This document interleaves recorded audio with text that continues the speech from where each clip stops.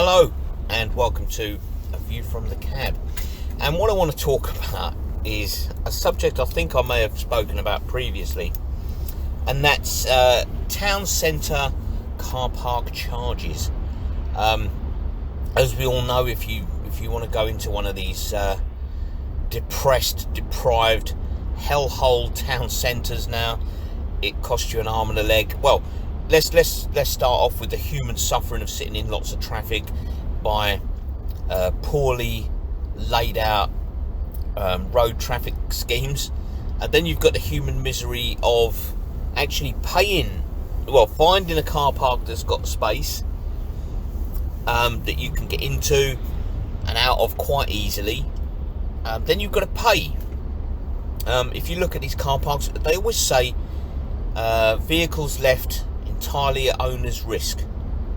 So I'm not paying for security for my car, I'm just paying for the privilege of having a space.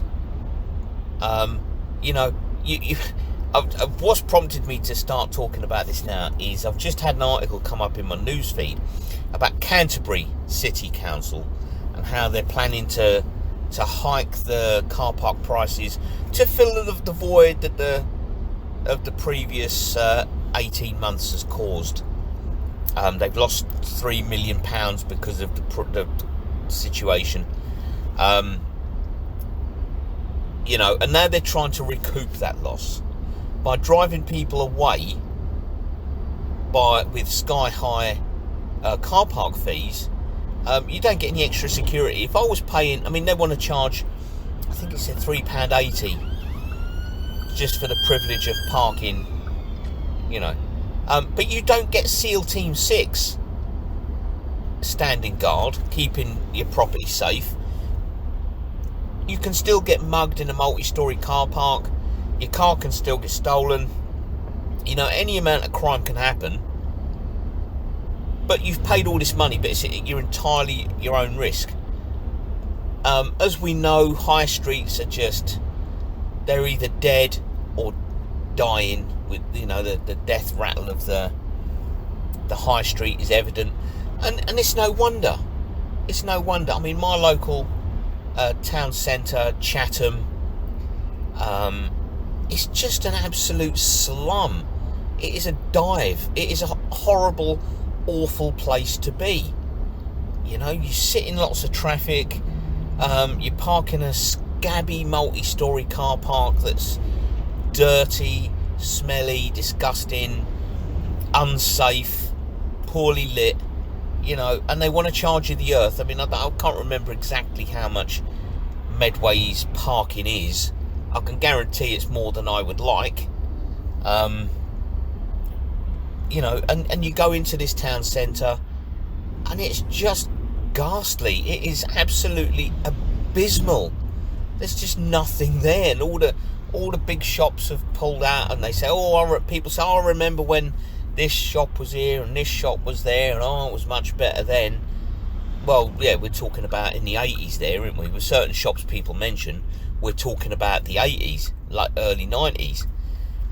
But now, since the internet has evolved into what it is, and you can go online and just order anything you want any time of the day or night. For instance, say you was out hiking, for instance, and your trousers kept falling down. It's entirely feasible that you could just pop onto a large internet global shop. You all know the juggernaut that I'm talking about. I don't need to mention it.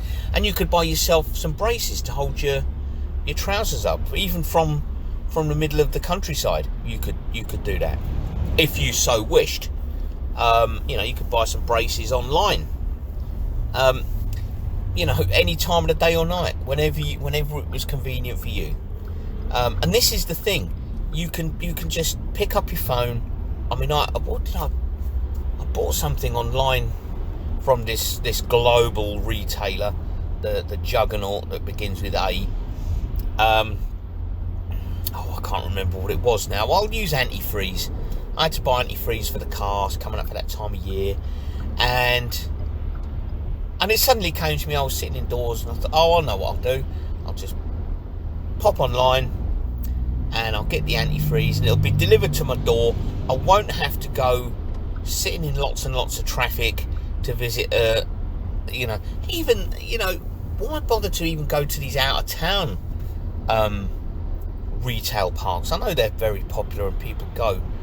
If I really wanted something, like, just now, I think I've been conditioned to not go into town, because I'm not paying all that money for parking, because some councillors has mismanaged the finances.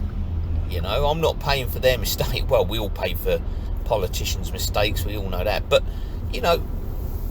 if I went to the meter, the pay and display thing, and there was a member of SEAL Team 6 standing there, and he said, I'm going to guard your car for you, yeah, I'd pay extra for parking for that, and he said, don't worry, I'll be here standing guard, your car will be perfectly safe. Then I would feel better about that.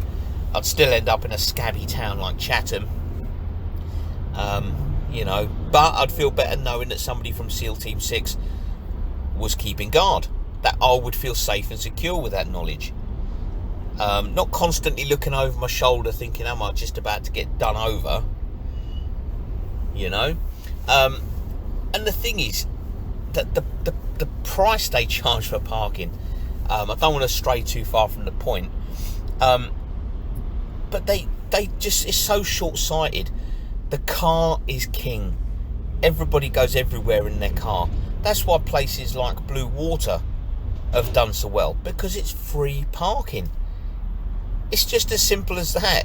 That's one of the key reasons that Blue Water has done as well as it has, because they've got 10,000 plus free car parking space. Yes, they've got buses and they've got decent public transport going in and out all day long, and but they've got free parking. All people want to do is jump in the car, go to Blue Water, buy whatever they want to buy, get back in the car and leave. They feel safe and secure because it's pretty safe up there.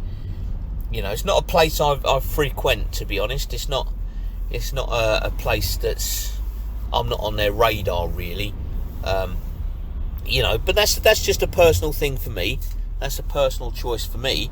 But when when these people realise, these councillors, when they catch on, stack it high, sell it cheap. If you charge less, I mean, even in the article I was reading, one of the council members was saying, I reckon we could double the current charges and people would still pay it.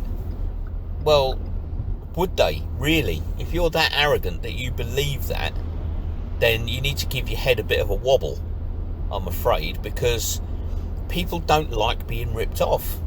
They'll pop into town, they'll pay a pound or two. Where was it? I took a relative the other day, talking about Canterbury, to the Canterbury Hospital, and just for 1 hour of parking cost £2. £2. It's an outrageous price. £2 for an hour's parking. And where was SEAL Team 6? Oh, they weren't there. There was nobody from SEAL Team 6 at all keeping guard. No, you park at your own risk in the hospital car park. You pay an arm and a leg, and you don't get any extra safety. Anything happens, it's your problem. They're just raking in the money, and somebody in that article I was just reading said they're just picking the pockets of the motorist, and I've got to agree with that.